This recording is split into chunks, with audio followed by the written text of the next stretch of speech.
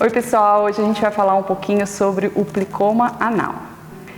O plicoma é um excesso de pele ali na região do ânus que muitos pacientes chegam no consultório preocupados achando que estão com uma crise de hemorroida. Realmente, muitos pacientes confundem o plicoma anal com a hemorroida. Pode até estar associado uma coisa a outra, mas não é exclusivo. Existem várias coisas, várias doenças no ânus que podem causar o plicoma anal. O plicoma é uma sobra de pele, um excesso de pele na borda do ânus. Pode vir, que nem eu falei, associado à doença hemorroidária, mas também pode ser consequência de uma trombose, ou até mesmo muito comum também relacionado com a fissura anal. Os pacientes sempre ficam preocupados se isso pode se tornar uma doença mais grave como um câncer.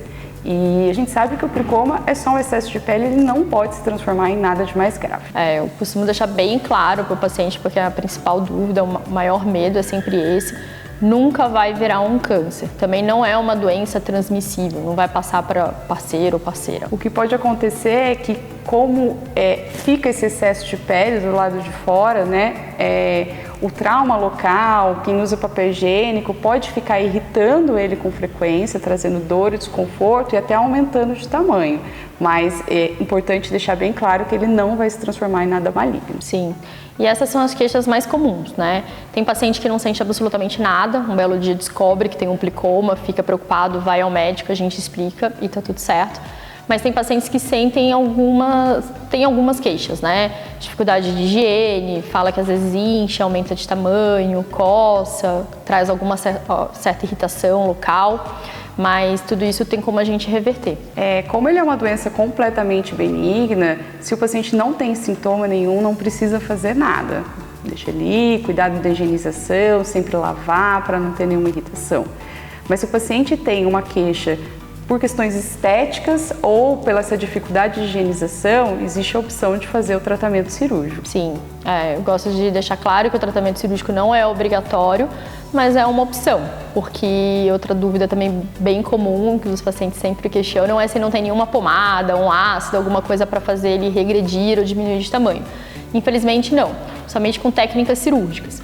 E vale a pena deixar claro também que algumas técnicas mais recentes, como o grampeamento ou ligadura, não tratam o plicoma, tá? Só as técnicas de ressecção, a gente precisa retirar o plicoma. A gente acaba usando a técnica de cortar e cauterizar a região. Tradicionalmente, existe um bisturi elétrico que a gente faz isso, mas hoje em dia a gente tem preconizado em fazer o tratamento com o laser,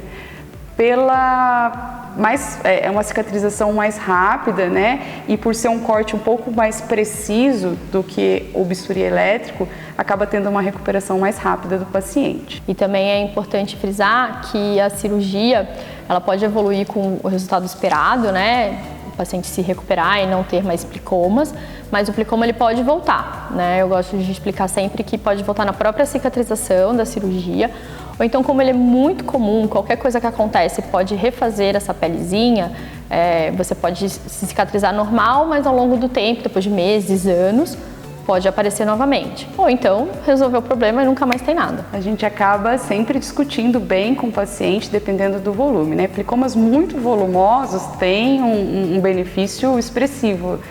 Mas quando o plicoma é muito pequenininho, a gente acaba discutindo, explicando os riscos e benefícios, Porque o resultado final para o paciente geralmente é muito importante. E ficar um plicominha residual, passar por todo o processo de cirurgia, de cicatrização, para ficar com um plicoma residual, não é o que o paciente busca. Então não tem uma regra, não tem uma tabela, não tem um tamanho específico, é sentar com o seu médico, conversar e alinhar as expectativas e decidir em conjunto o que é melhor para você. Vamos manter no tratamento clínico, vamos optar por essa técnica cirúrgica, bisturi elétrico, laser, dentro das suas possibilidades e dos seus desejos. É isso aí. Tchau, tchau.